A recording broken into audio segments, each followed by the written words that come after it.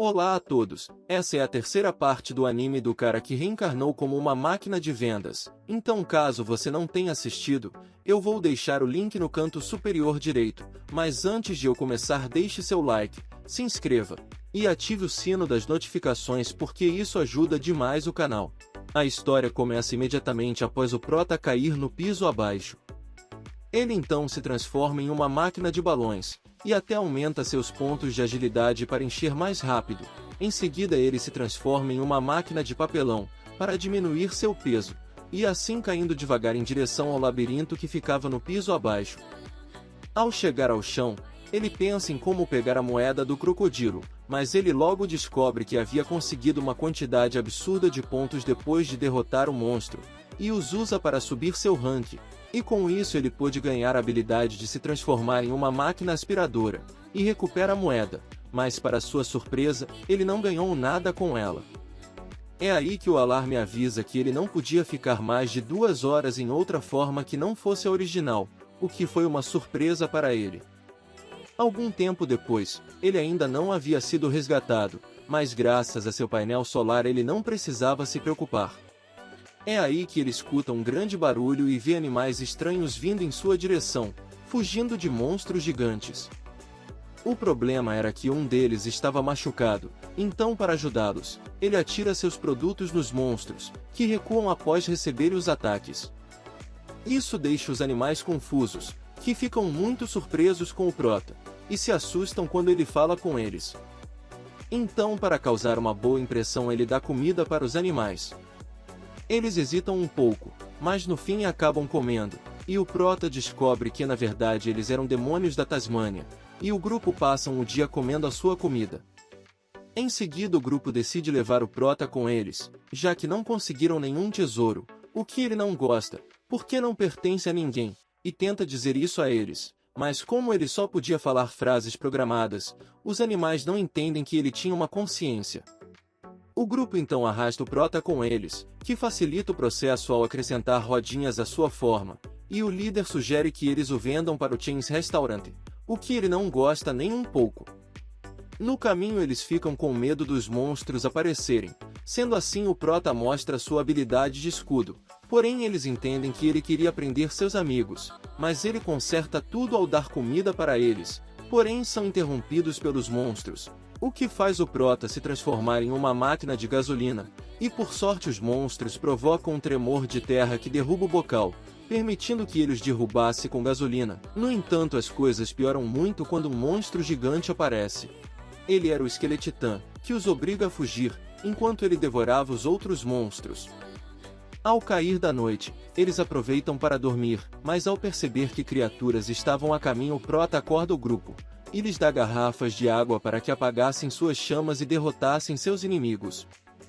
Após a vitória eles voltam a pensar se o Caixeta podia mesmo entender o que diziam, mas logo descartam essa hipótese. Na manhã seguinte eles continuam seu caminho, até que são surpreendidos ao avistarem o diretor Urso, que estava acompanhado de Lames, que chora ao vê-lo e o abraça tão forte que ele perde 120 pontos. Depois disso ele reúne com a trupe dos loucos, e o diretor explica para os animais que o prota era um companheiro deles, e que podia falar e ser entendido, deixando eles com vergonha. Já do lado de fora, o diretor explica a ele que seu objetivo também era derrotar o Esqueletitã, que estava se tornando um perigo a todos os caçadores. É aí que o capitão falou que a trupe tem um objetivo que vai cumprir mesmo que as pessoas os chamem de loucos. Acontece que existe uma lenda de que se alguém conseguir alcançar o nível mais baixo do labirinto, a masmorra, teria um desejo realizado, porém existem requisitos desconhecidos que ninguém cumpriu ainda, mas dizem que para cada desejo, você precisa das moedas dos lords que você derrota, sendo assim o prota até poderia voltar a ser humano. E é aí que o capitão os convida para fazer parte da trupe, o que ambos aceitam, assim como Ryuleme. No entanto vemos que ele ainda tinha dúvidas sobre voltar a ser humano. No dia seguinte, ao perceber que eles não tinham um mapa detalhado, o prota mostra as imagens que filmou quando caiu no labirinto, facilitando o trabalho deles. No caminho, o diretor avisa da armadilha gigante dentro do labirinto, e que eles poderiam usar para derrotar o monstro, mas deviam tomar cuidado para não caírem. Em seguida, o capitão explica o plano, onde basicamente eles atrairiam o monstro até o buraco e depois o atacariam de cima. Além disso, eles encheriam o buraco de água, para que não fossem pegos pelas chamas depois. O Prota então adquiriu uma nova forma para fazer isso, mas ele precisaria de moedas para funcionar, o que faz Kiryu pedir de forma cômica para a vice-capitã. Contudo, mesmo liberando muito água, levaria muito tempo para encher o buraco, e ele só pode ficar 2 horas naquela forma.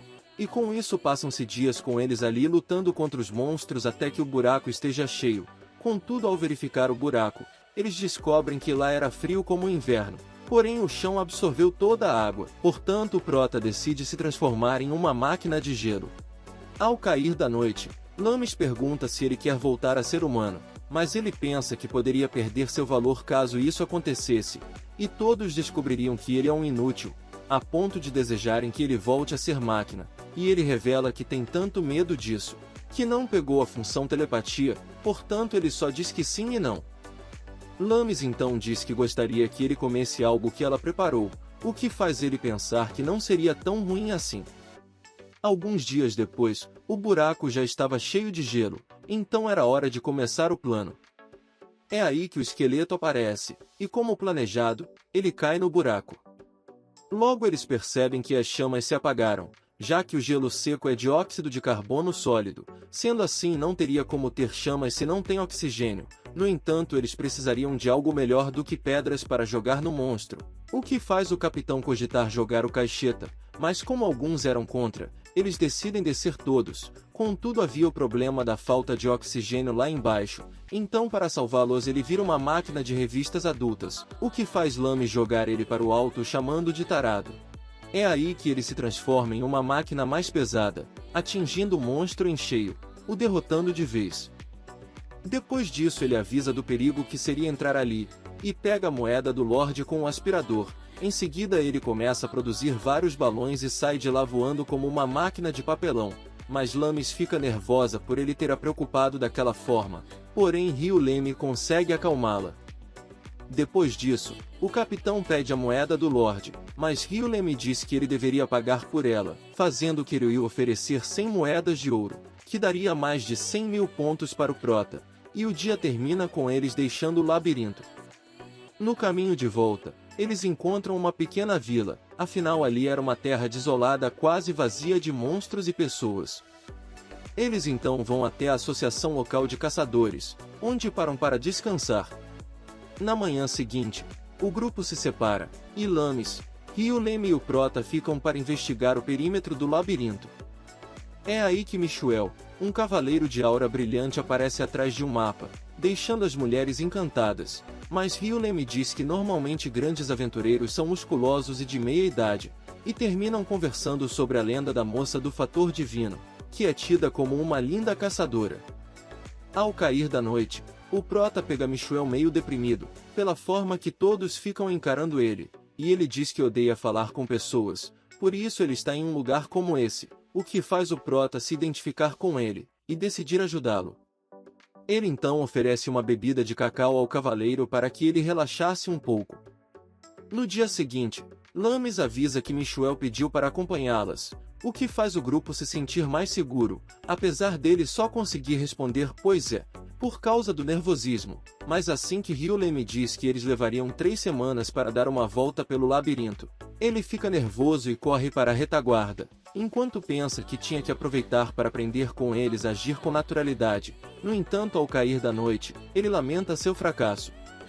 Uma semana depois, eles reparam que havia algo errado com Lames, o que ela nega, porém desmaia logo em seguida, sendo pega por Michuel, mas o Prota percebe que na verdade ela estava com problemas devido ao seu período menstrual, o que faz ele se transformar em uma máquina de absorventes, e logo Ryu-Leme entende para que servem.